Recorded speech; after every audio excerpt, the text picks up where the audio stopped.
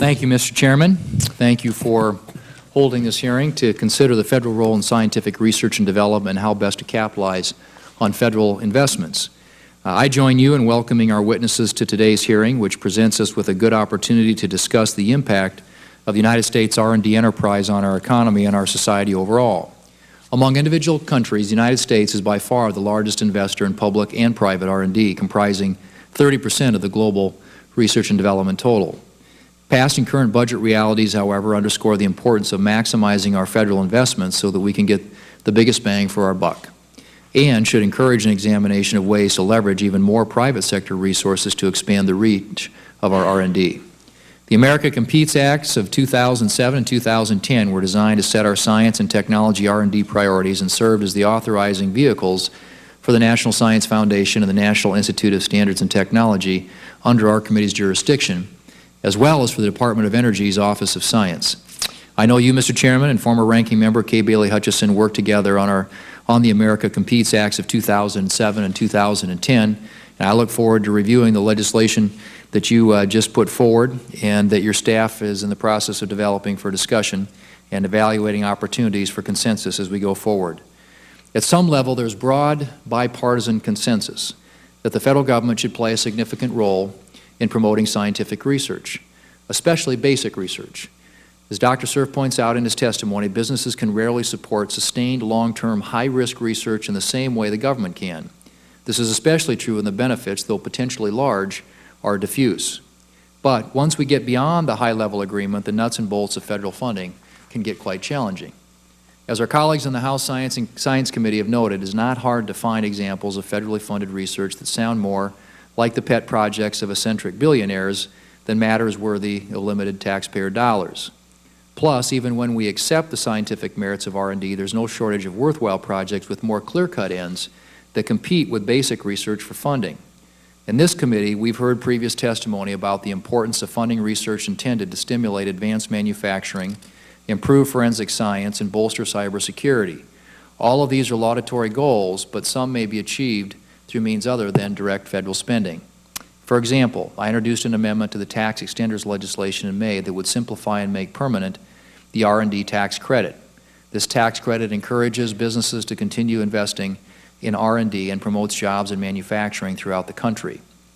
In my view, the federal R&D enterprise is at its best when it supports important basic research that is foundational to discovery. For example, in my home state of South Dakota, researchers a mile below the surface at the Sanford Underground Research Facility, or SURF, in Leeds, South Dakota, have been conducting a world-class experiment to detect dark matter. While the applications of this research are yet to be fully understood, such research contributes to our understanding of how the universe works. I'm pleased to note that NSF and DOE recently announced that they have jointly selected a portfolio of projects for the second generation of dark matter direct detection experiments that will include another new experiment housed at SURF. These existing and future dark matter experiments, which present compelling goals and opportunities for U.S. leadership in the physical sciences, include more than 100 collaborators representing 17 universities around the world, including South Dakota School of Mines and Technology and the University of South Dakota, as well as national laboratories in the United States, the UK, and Portugal. Federal support for fundamental research, such as that underway at SURF and at universities across the country, can provide the foundation for many new innovations. These discoveries often provide useful applications far afield from the original focus. Yet to help recognize potential applications, a recent National Academy of Sciences report highlighted the need to improve the metrics and measures that track and evaluate these publicly funded research programs and their ultimate impacts on society. Along these lines, I look forward to hearing from our witnesses today about ways to better maximize the benefits of federally funded research as well as barriers that are inhibiting innovation. I'm also interested to hear about any challenges our witnesses in the private sector and university community have faced in investing in long-term research, as well as the obstacles they've confronted in attracting and retaining foreign-born students and workers in STEM fields. I'd also like to hear from the witnesses about what policies beyond direct funding from federal agencies could help to unlock new sources of R&D from the private sector. I want to thank you all for your participation and for taking time to share your insights with the committee this afternoon. I look forward to your testimony. Thank you, Mr. Chairman. Thank you, Mr. Chairman. Dr. Feinberg is a statistician and member of the National Research Council's Committee on Assessing the Value and Advancing National Goals. You identified new and existing measures to assess basic research, workforce, talent, and resources. According to your report, such measures might include portfolio analyses of federal research investments by each field of science, indicators to track the flow of foreign research talent, and international benchmarking of research performance. The question is, how well, if at all, is the United States currently utilizing these measures, and how could better assessment in these areas guide federal policies regarding which research investments best expand the benefits of science? That's a complex question, and let me try to answer it in pieces. The place where we have metrics or measures at the moment that seem to be doing pretty well is in performance. We can count outputs. We count how many papers scientists publish, patents, publications in journals. So there we measure pretty well. Evaluation measures tell us how research programs compare in terms of ultimate outcomes that benefit society. And it was really here where we saw much room for improvement. When we looked across the board at both what the US measures now, including the kinds of data gathered by the agency within NSF, but more broadly, and then we asked what other countries were doing and how they were trying to gauge their own research enterprises. And we found an astonishing lack of tools for that kind of assessment, especially at the program level, where you want to ask how a program as a whole is doing, as opposed to how an individual scientist or a subset of projects do. And that's an area where we actually need to invest in new research if we're going to get those kinds of performance and evaluation measures in hand to help you and the policymakers in Congress actually be able to assess the kinds of trade-offs. The three pillars that we identified, again, talk about broad indicators, but even here, there's much room for improvement. There is a program that was initiated by a number of federal agencies called StarMetrics, and it was designed to give a unique look at these kinds of issues. We studied StarMetrics in our committee deliberations, and we gave some illustrations of how those metrics might be used. But what we concluded was that it wasn't ready for prime time. The data were insufficient. They weren't linked to other data that you would want to link it to for outputs. And the data weren't necessarily of high quality. And they weren't accessible by researchers who could provide the feedback to government agencies and make it work. And so I think that we have a long way to go to be able to really take stock of the real benefits and to be able to weigh decisions about different kinds of programs at a fairly high level. Dr. Cerf, without a coordinated strategy, the potential exists for multiple agencies with similar research programs to fund duplicative or overlapping research. What duplication have you witnessed or come across in your capacity at Google or as a member of the advisory boards for NSF and NIST? And can advisory bodies like those upon which you've served do more to review and oversee federally funded research programs to ensure efficiency in the research enterprise?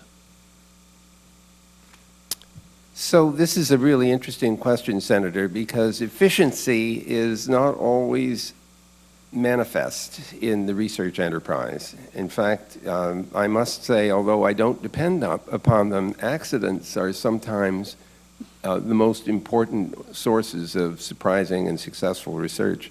I think you will remember the discovery of penicillin was preceded by a question of mold showing up in some Petri dishes, and around that mold it appeared that no bacteria were growing. And Fleming, to his credit, instead of discarding this and saying, well, there must be something wrong, said, that's funny. And it's the people who ask that question that are the ones that end up with the Nobel Prizes. So this is not to argue, however, that we can't be more deeply appreciative of how to fashion and how to decide research expenditures. One way to do this is to take advantage of the scientific community's awareness of what we don't know. And one of the things that's so valuable about the peer review process is exactly that. When people make proposals, it is often to express things that we don't know, and the others who review those processes can help us understand whether it's worth pursuing.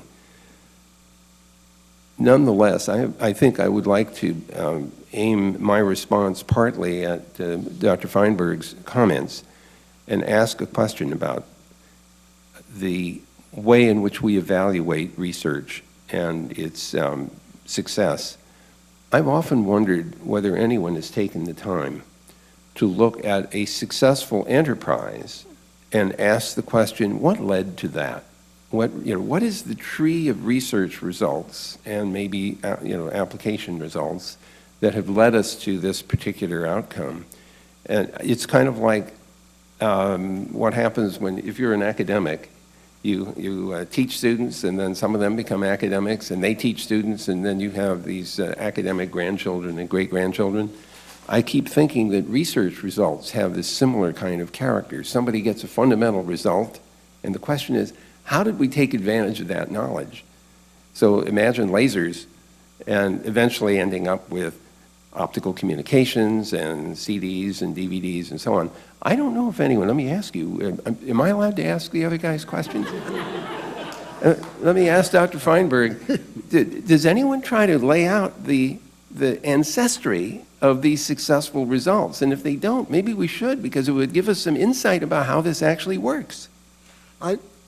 People actually do that, but there's an interesting side question.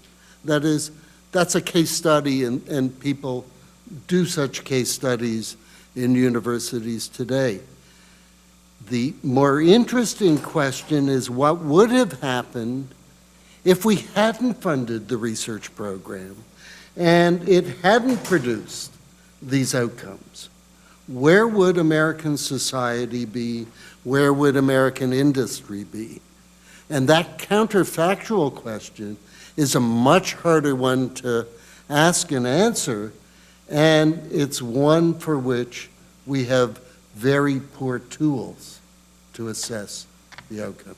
Mr. Chairman, I think their questions of each other may be better than mine. I don't think that's really necessary to this hearing, but I'm glad that the Senator from Massachusetts has arrived, because he could probably.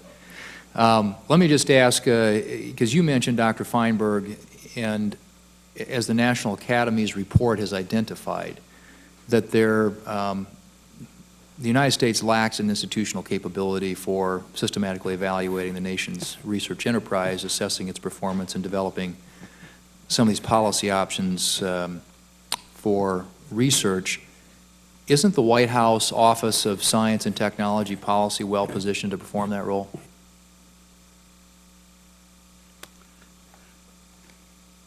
That office could be in a position to perform that role, but at the moment at least, it really doesn't fit the formal mandate, and it's overburdened with other activities.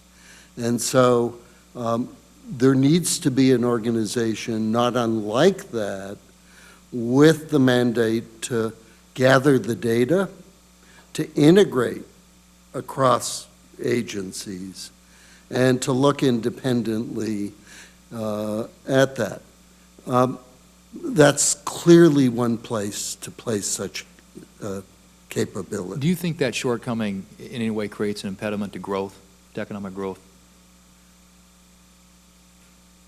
I think it has to. If you want to know which of 5 programs or which of 5 different allocations across programs is going to yield the greatest benefit, and you have no data and no insights, it's very hard to make policy choices on a rational as opposed to a political or other gut basis. Okay. One final question, Mr. Chairman. I've used twice my allotted time, but I wanted to ask the question on the R&D tax credit.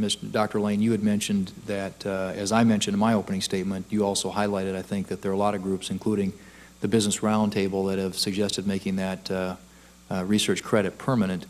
How would that incentivize private businesses to unlock innovation and invest more in long-term R&D, as well as promote jobs in manufacturing? And can you think of any specific examples of how our sort of doing this in fits and starts and temporary extensions has inhibited companies' long-term planning? Well, thank you, Ranking Minority Thune. I think the purpose of that tax benefit was to encourage corporations to make some long-term investments in R&D, because those really can constitute investments, and they're difficult to justify under certain circumstances. The idea of the R&E tax credit was to promote that, because it's very important to the corporations to be able to look ahead further than they're currently able to do. The problem with making it temporary is that, or I hear from such corporations, and Dr. Cerf can correct me if I'm wrong, is that when you don't know it's going to be there next year or the year after that, you're not going to make those kind of long-term commitments. And so one thing that does, I believe, is get in the way of a richer, stronger partnership between the private sector and the research universities of the country, and probably the national labs as well. So one thing that our committee is focused on is finding mechanisms to strengthen this partnership between the sectors. And there are a number of issues that we'll talk about, but one of them we think would definitely help is making this tax credit permanent. Thank you. Thank you, Mr. Chairman.